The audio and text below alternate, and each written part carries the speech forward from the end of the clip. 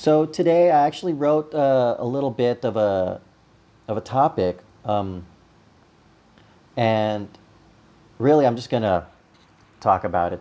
And it deals with falling for, being in love with this idealism of someone, and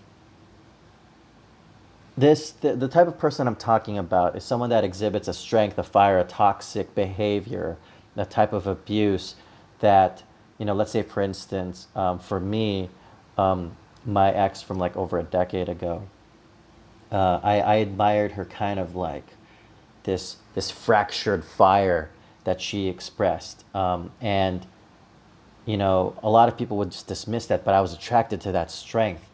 And even before that, that kind of fiery behavior, which is socially abusive, I was attracted to that.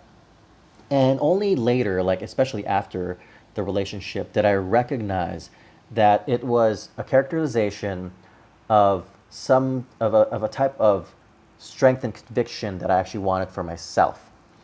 And I didn't realize the full consequence of that until that kind of toxic behavior was directed at me. And that type of behavior, typically, that strength, that fractured fire, is so fractured that there's a large chance that this type of person will either abandon you or is very immature. And I realized that, especially reading the topic of love addiction, I realized that this idealistic, this identity idealism, which is a topic that I've been speaking about quite often with colleagues and junior people, is where a lot of people mistake, um, or this displacement is a mistake in their own personal integrity, which is one of the reasons why I'm really big on people developing a personal brand.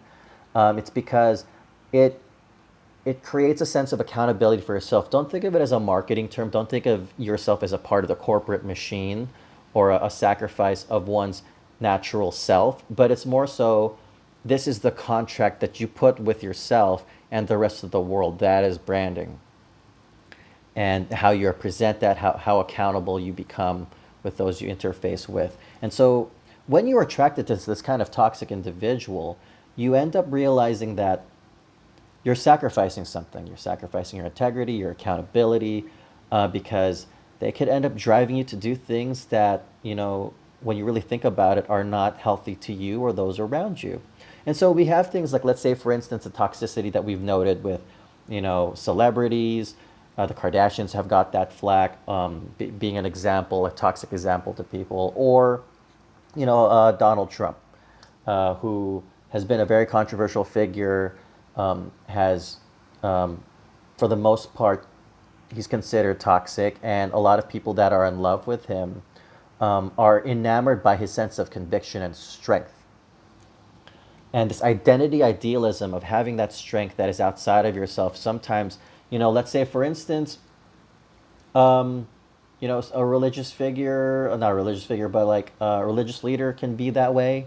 Like they have such fire and conviction that you actually are not thinking about the context or the depth of what he's saying that actually will be a detrimental effect to your entire congregation. Stuff like that. So ultimately, I just wanted to point that out, to be cautious, to be careful that people can be very vulnerable to identity idealism, and be mindful of those who are vulnerable to that. Take care of them. I beseech you. I actually call out to help people be aware that they don't have to be a part of a toxic cycle. That you don't have to sacrifice your own integrity or accountability, just because you don't feel like you have that strength within yourself. Because if you already yearn for it, that means that is a goal that you want to achieve. And there are steps to achieving that strength. You don't have to have the toxic part about it, but if you need the strength to raise your voice, there are ways to do that. If you want to be able to express yourself in a way, that is representative of yourself, of your personal branding or integrity, there's ways to do that. So don't feel like you have to sacrifice something, or feel like laziness or fear is the method of empowerment, because it's not. And that's what I wanted to share right now. I mean, I'm working on getting better gear and equipment, but until then, for Owlglass, this is JB, and I will catch you guys later.